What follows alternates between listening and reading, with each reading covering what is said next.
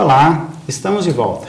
E hoje nós estamos conversando com a doutora Bruna Campos Eleutério, que está falando sobre a questão relacionada ao ICMS ecológico, e no fim do intervalo anterior, no fim do bloco anterior, antes do nosso intervalo, eu pedi a ela que nos falasse sobre a questão de Minas Gerais, a legislação de Minas, como anda o Estado de Minas Gerais na relação com seus municípios quanto ao ICMS ecológico.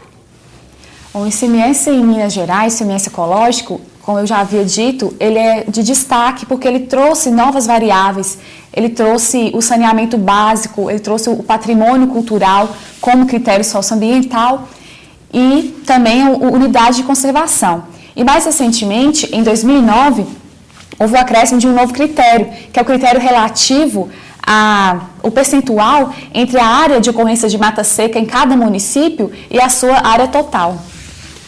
Doutora Bruna, nós já até falamos isso aqui no primeiro bloco, mas eu gostaria de destacar esse ponto para daí para frente nós darmos continuidade.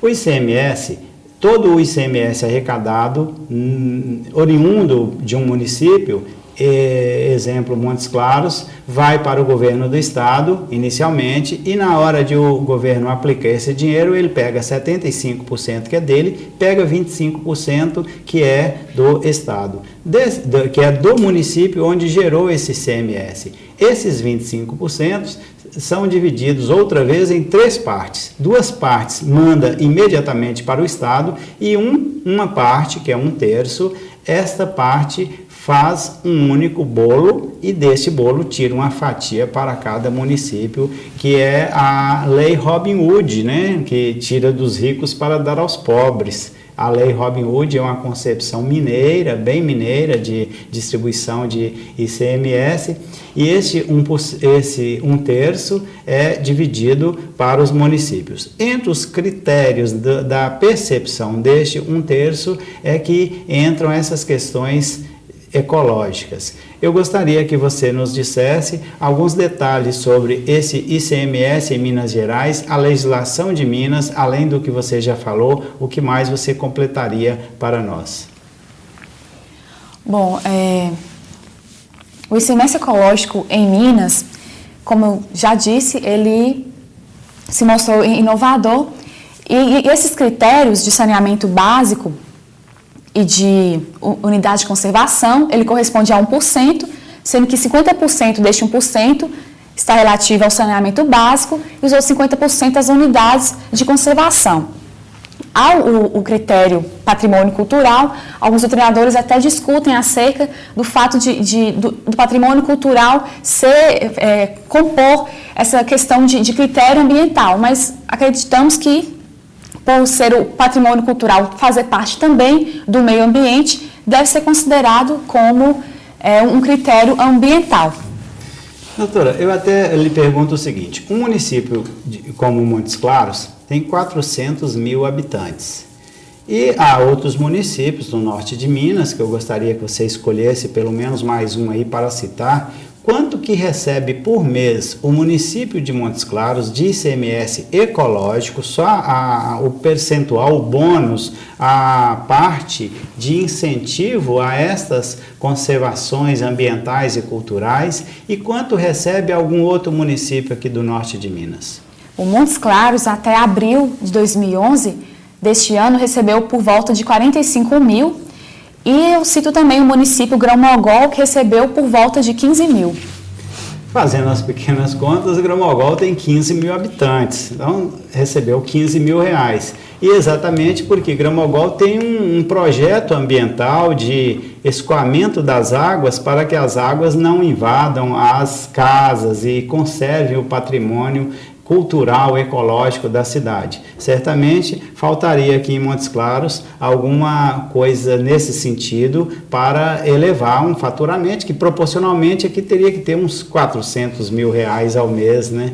Quais seriam os benefícios ou outros benefícios que esse ICMS poderia trazer para os municípios, no exemplo de Montes Claros e Grão-Mogol ou qualquer outro município de Minas Gerais? Quais seriam esses benefícios do ICMS ecológico, portanto? O ICMS ecológico ele é uma política de sucesso, porque além dele estimular a preservação do meio ambiente, ele proporciona um aumento do repasse financeiro e possui um custo operacional ínfimo. Ou seja, os municípios eles passaram a não considerar a preservação ambiental como um entrave para o seu desenvolvimento econômico, mas sim como uma forma de aumentar a sua renda. E um outro benefício que eu considero seria o fato dessa implantação do ICMS, ela fomentar o aumento de renda e de trabalhos, porque com o ICMS surge a necessidade de contratação de professores sobre a questão ambiental, de desenvolvimento de ecoturismo, assim como contratação de parques, de guardas de parque e também até o desenvolvimento de consultorias especializadas nessa área ambiental. E também um outro benefício que é bem importante seria a melhoria da distribuição de riqueza, que tornou mais equitativa, já que o ICMS ecológico ele proporciona um repasse superior para aqueles municípios mais pobres e ele demonstra ser, assim, uma política socialmente mais justa. O que significa dizer que, se o município emprega mais, ele recebendo uma parcela maior, ele emprega mais, há também empresas como consultoria, como você disse, e há, em consequência, geração de novos serviços, novas rendas, em consequência desses serviços e rendas, há pagamento de tributos e, completando a ciranda ou a quadrilha, há uma geração de mais impostos e o município acaba voltando a ganhar outra vez. E eu gostaria de, se você dissesse para mim se concorda com esse ponto, e você, como uma estudiosa desse ponto sobre o ICMS ecológico, se você tem alguma sugestão para aperfeiçoar, ou se você acha que essa legislação já está perfeita e acabada, e Minas já serviria aí de exemplo para o mundo. Não, Minas, com certeza, devido à sua inovação, é um exemplo, mas é uma política que ainda merece de uma otimização. Então, eu sugiro que deve haver uma maior participação da população, principalmente na fiscalização da utilização desse recurso.